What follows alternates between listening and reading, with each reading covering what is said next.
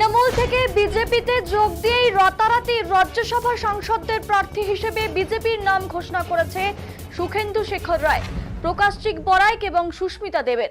আর এরপরই কার্যত এই দলীয় সিদ্ধান্তের বিরুদ্ধে বিদ্রোহ ঘোষণা করে সামাজিক মাধ্যমে পোস্ট করলেন কোচবিহার জেলার বিজেপির বর্ষিয়ান নেতা তথা কোচবিহার দক্ষিণ বিধানসভা কেন্দ্রের বিজেপির প্রাক্তন বিধায়ক নিখিল রঞ্জন দে।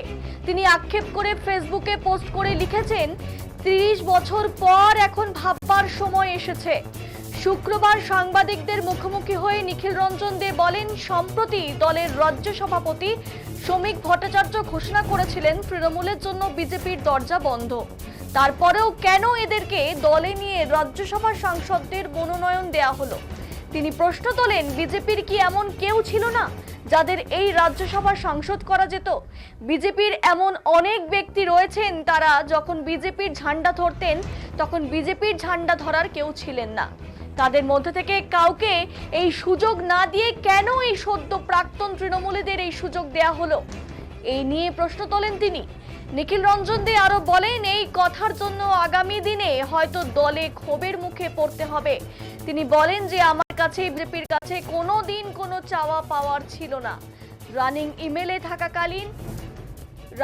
এমএলএ থাকাকালীন এবার তার টিকিট কেটে দেওয়া হয়েছে, তাও কোনো প্রতিবাদ করেনি। মুখ বুজে হেসে দলীয় প্রার্থীকে জেতানোর জন্য লড়াই করেছে, কিন্তু সেটা আজকের এই দিনটা দেখার জন্য নয়। নিখিল রঞ্জন দে আরো বলেন, আমার মতন যারা বিজেপির পুরনো কার্যকর্তা রয়েছেন তাদের মুখের দিকে তাকিয়েছে আগামী দিনের রাজ্য নেতৃত্ব, কেন্দ্রীয় নেতৃত্বের ভাবা উচিত বলে মনে করছেন তিনি। কালকে আপনারা জানেন, আমাদের মাননীয় রাজ্য সভাপতি শ্রমিক ভট্টাচার্যের হাত ধরে তৃণমূলের ৩ জন সাংসদ, যারা কিনা তৃণমূল ত্যাগ করে বিজেপিতে জয়েন করে, তৃণমূল ত্যাগ করে বিজেপিতে জয়েন করেছে। এখন জানি না, মাননীয় আমাদের রাজ্য সভাপতি কিছুদিন আগেই বলেছিলেন যে তৃণমূলের জন্য বিজেপির দরজা বন্ধ, তৃণমূলের ওই স্তরের নেতাদের জন্য বিজেপির দরজা বন্ধ। কিন্তু এমন হঠাৎ কি ঘটনা ঘটে গেল যে তৃণমূলের ৩ জন রাজ্যসভার সাংসদ যারা পদত্যাগ করে আবার বিজেপিতে জয়েন করে, দুপুরবেলা তারা জয়েন করলেন আর বিকালবেলা তারা রাজ্যসভার টিকিট পেয়ে যাচ্ছেন। তো এতে করে যারা আমরা বিজেপির পুরনো দিনের কর্মীরা রয়েছি, যারা দীর্ঘদিন যাবৎ ভারতীয় জনতা পার্টির ঝান্ডাটাকে ধরে রেখেছি, যখন বিজেপির কেউ ছিল না, বিজেপির ঝান্ডা ধরবার মতো ৫ জন ৭ জন লোক যখন আমরা ছিলাম, ৫ জন ৭ জন লোক নিয়ে যখন আমরা মিটিং করতাম, মিটিংয়ে ভাষণ দেওয়ার জন্য সামনে দাঁড়িয়ে ৫ জন লোকও বিজেপির কথা শুনতো না, সেই সময় থেকে ভারতীয় জনতা পার্টিটা করে আসছি। কিন্তু আজকে আমাদের দুঃখ হচ্ছে এই কারণে যে সমস্ত কার্যকর্তারা আজকে এত তৃণমূলের অত্যাচার, সিপিএমের অত্যাচার সহ্য করেছে, তৃণমূলের সিপিএমের মার খেয়েছে, তাদের বাড়িঘর ভাঙচুর হয়েছে, তাদের বিরুদ্ধে মিথ্যা মামলা দেওয়া হয়েছে, এখনো পর্যন্ত জেলখানায়, এই কয়েকদিন আগে আমি গিয়েছিলাম, আজ থেকে ৪-৫ দিন আগে, আমাদের এক কার্যকর্তা ১৫ মাস যাবৎ জেলখানায় বন্দী হয়ে আছে। সে কিনা মিথ্যা মামলায়, তার বিরুদ্ধে মাদক পাচার মামলা দিয়ে তাকে ১৫ মাস যাবৎ জেলখানায় বন্দী করে রেখে দেওয়া হয়েছে।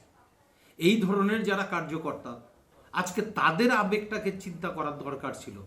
আমাদের কেন্দ্রীয় নেতৃত্বরা তারা কি চিন্তা ভাবনা করছেন, তারা আগামী দিনে সংসদে আমাদের রাজ্যসভার সাংসদদের সংখ্যা বাড়াবেন, বিল পাস করাবেন, সব ঠিক কথা, সেগুলো আমরাও বুঝি।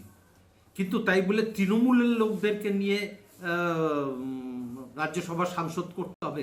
কারণ বিজেপির মধ্যে কি ভালো যোগ্য ব্যক্তি কোনো কেউ ছিল না? বিজেপির মধ্যে শিক্ষিত মানুষ কেউ ছিল না? বিজেপির মধ্যে আদর্শবান নেতৃত্ব কেউ ছিল না যাদেরকে রাজ্যসভার সাংসদ করা যেতে পারত? রাহুলদাকে যেমন রাজ্যসভার সাংসদ করা হয়েছে, শ্রমিকদাকে যেমন রাজ্যসভার সাংসদ করা হয়েছে, ঠিক তেমনিভাবে আমাদের মধ্যেও আরও অনেক কার্যকর্তারা আছেন যারা কিনা বিজেপির রাজ্যসভার সাংসদ হতে পারতেন। কিন্তু তা না করে তৃণমূলের সেই ৩ জনকেই নিতে হবে কেন? আজকে সেই দুঃখে, সেই ক্ষোভেই বলতে পারেন আমার এই পোস্ট। জানি না এখন কেন্দ্রীয় নেতৃত্বরা তারা কি চিন্তা ভাবনা করে চলছেন, রাজ্য নেতৃত্বরাও কী চিন্তাভাবনা করে চলছেন সেটা তারাই ভালো বুঝতে পারবেন। আগামী দিনে হয়তো এই কথার জন্য আমাকে দলের ক্ষোভের মুখে পড়তে হবে, কিন্তু আমার কাছে কোনোদিনই কোনো কিছু বিজেপির কাছে চাওয়ারও ছিল না, পাওয়ারও ছিল না।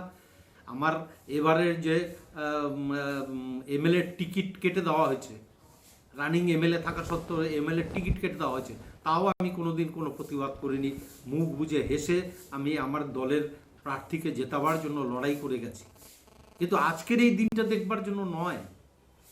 তাই আমার মনে হয় আমার মতো যারা পুরনো দিনের কার্যকর্তা আছেন, যারা দীর্ঘদিন যাবত ভারতীয় জনতা পার্টি করে আসছেন, যারা মার খেয়েছেন, অত্যাচার সহ্য করেছেন, কেস খেয়েছেন, এখনো পর্যন্ত আমার 12-14টা মামলা রয়েছে, তো সেই সমস্ত বিজেপির কার্যকর্তাদের মুখের দিকে তাকিয়ে আমার মনে হয় আগামী দিনে রাজ্য নেতৃত্ব, কেন্দ্রীয় নেতৃত্ব ভাববেন, এটুকুই আমার বলা।